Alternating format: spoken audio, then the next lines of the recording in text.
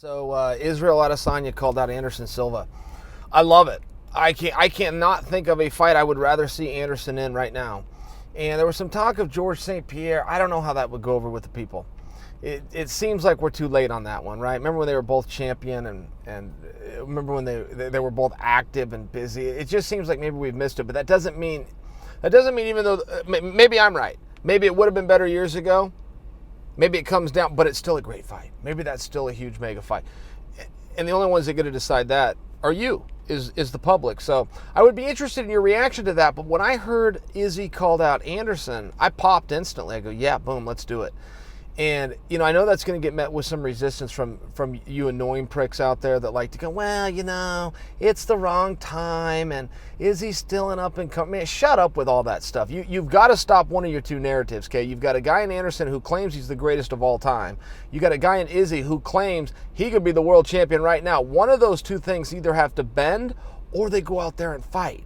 So stop with that annoyingness. That's a great fight, and it was a really cool move by Izzy, too, to call him out. Because people are comparing Izzy to Anderson. Oh, you're like the new Anderson.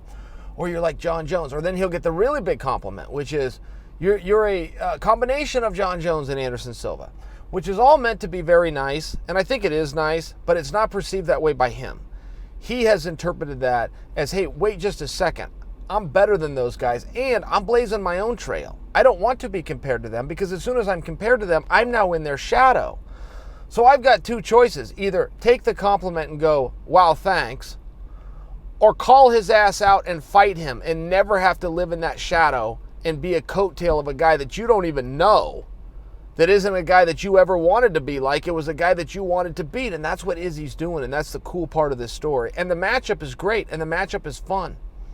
I don't see any reason to protect either guy. Anderson says, I'm at a point in my career, I don't need some of those top guys right now.